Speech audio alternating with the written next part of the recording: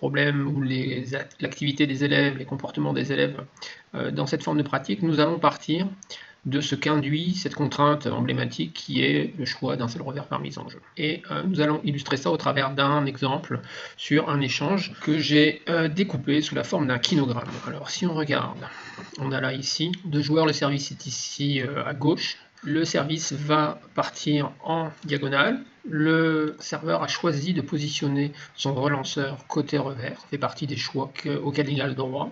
Et à partir de là, il choisit d'orienter la trajectoire de son service. Ce service va être dans la diagonale coup droit, ce qui est assez logique. Elle écarte le relanceur sur le côté revers et peut profiter de l'espace dégagé côté coup droit pour mettre en difficulté l'adversaire. Comme la balle va dans le côté coup droit, on observe que notre adversaire va donc se décaler côté coup droit en faisant un pas latéralement, un grand pas latéral, ce qui est souvent le comportement des élèves. Il faut se déplacer, je fais un grand pas.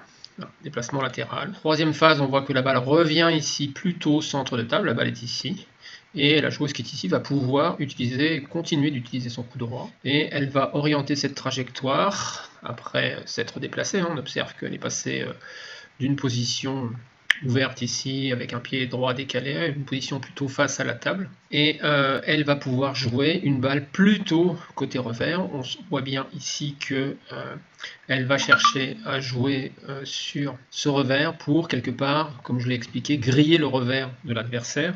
Et ainsi, l'adversaire n'aura plus que son coup droit pour jouer sur toute la table. En plus, l'adversaire étant à gauche, côté coup droit, il y a un déplacement, donc on cumule les avantages et compte tenu de la vitesse des balles produites par la joueuse, eh bien, on voit bien que dans cette situation, elle peut créer des déséquilibres, utiliser ces déséquilibres afin de gagner le point. Donc on voit bien que l'élève construit son intentionnalité tactique à la fois sur le service ici et sur cette troisième balle, grâce aux deux contraintes qui sont posées dans cette forme de pratique scolaire, c'est-à-dire le choix du placement du relanceur et la contrainte emblématique, un seul revers par mise en jeu. Si on observe les comportements, on peut voir qu'il reste à améliorer des petites choses autour du service. Alors là, je renvoie davantage à ce qu'on a vu dans une petite boucle autour de tout en coup droit, mais on voit bien que en étant positionné de cette manière-là, avec une raquette préorientée ici, le joueur peut déjà anticiper que ça sera diagonale coup droit, la balle. Donc il y aura intérêt à augmenter la vitesse de la balle.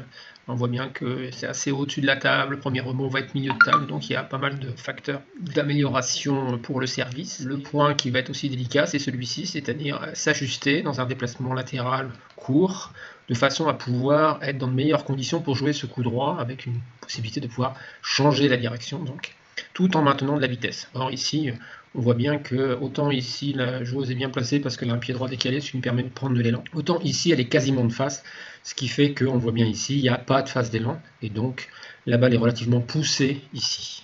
Alors si on poursuit l'échange, on va s'apercevoir que ici, bien, on voit la balle qui va arriver côté revers, hein, alors on monte sur la table, elle est ici, et donc là le joueur qui est en face est confronté à un choix, soit j'ai un petit peu de temps et je peux continuer à jouer mon coup droit et je grille pas mon revers, ou soit j'utilise et je grille donc mon revers.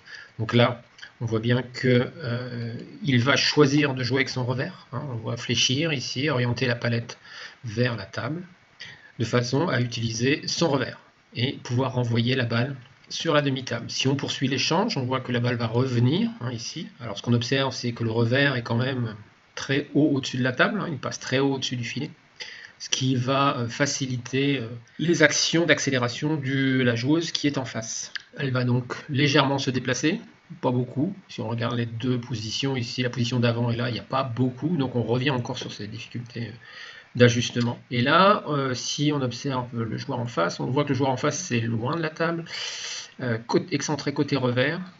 Il a grillé son revers, donc il doit jouer tout en coup droit ici, pour couvrir toute la table.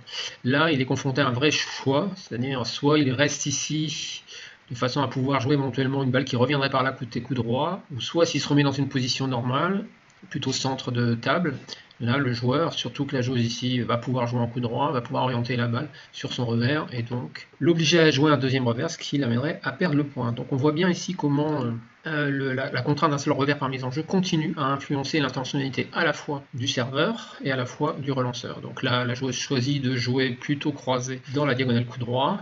Donc là, on voit bien que notre joueur est un petit peu en difficulté, il a un grand retard, et on fait voir la dernière image où effectivement il finit par essayer de la prendre à terre et perd donc le point.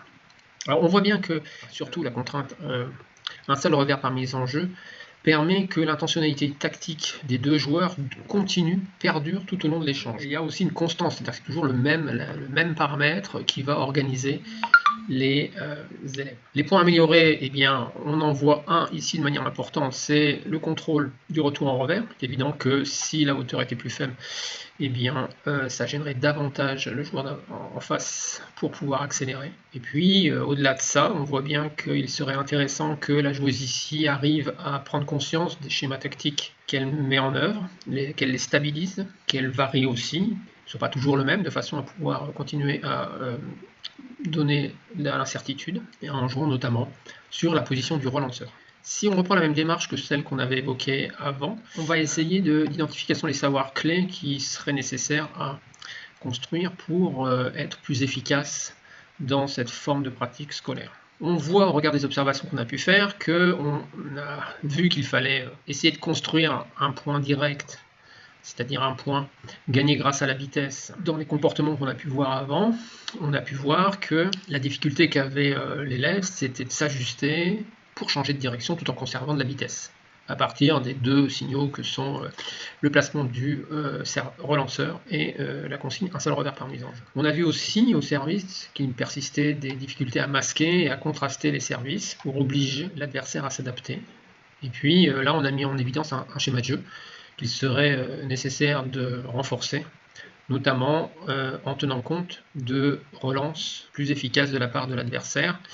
Et ça, c'est le dernier point qui semble important de travailler. Heureusement que je mène, il est plutôt du côté du serveur, mais bien évidemment, le serveur passe en position de relanceur. De la même manière, le relanceur peut très bien relancer côté revers, et cette question du contrôle de la vitesse en revers, et notamment du contrôle de la hauteur, va être quelque chose de central pour permettre aux deux joueurs de pouvoir rééquilibrer le rapport de force. Dans toutes ces petites boucles, on voit bien qu'il y a toujours à maintenir une relation entre l'action, comment je fais, je serre, je change la direction, je joue en contre-attaque revers, avec un signal. Donc on n'est pas sur un enseignement techniciste où on va apprendre un coup tout seul, mais on essaiera de le mettre toujours en relation avec un ou deux signaux, de façon à maintenir et à renforcer ce lien entre ces deux éléments, entre le comment et le quand. En fonction du contexte, élève, établissement, conditions, on avait pointé 3 stratégies possibles pour mettre en place cette dynamique qu'au CEDREPS on appelle grande boucle, petite boucle. La première possibilité, première stratégie, consiste à rajouter une contrainte secondaire, en plus de la contrainte emblématique, pour modifier certains paramètres de la forme de pratique scolaire et pour l'orienter soit sur le savoir 1, 2, 3 ou 4. Soit on peut zoomer en découpant, c'est-à-dire qu'on va s'intéresser à une phase particulière du déroulement des actions motrices qui sont nécessaires et mises en œuvre dans cette pratique, dans cette FPS. Et puis, on peut aussi élaborer un dispositif spécifique qui permet de travailler un point particulier, soit sous forme de situation jouée, soit sous forme de situation fermée, ce que j'avais présenté dans la forme de pratique scolaire tout en coup droit, mais aussi lors de routines d'échauffement. Attention, diminuer la complexité ne veut pas dire que l'on entre dans une démarche analytique où on va faire A avant B, où on va faire une série d'entraînement, entraînement, match, entraînement, entraînement, match. Les petites boucles n'ont de sens que si elles s'articulent dans le temps d'une leçon avec l'activité d'une grande boucle, c'est-à-dire que ça va être un détour pendant la leçon. Alors je vais tenter d'illustrer ces 3 stratégies en m'appuyant sur 3 boucles différents et en même temps apporter quelques éléments complémentaires de précision permettant à les enseignants qui m'écoutent de pouvoir intervenir davantage et de manière un petit peu plus précise.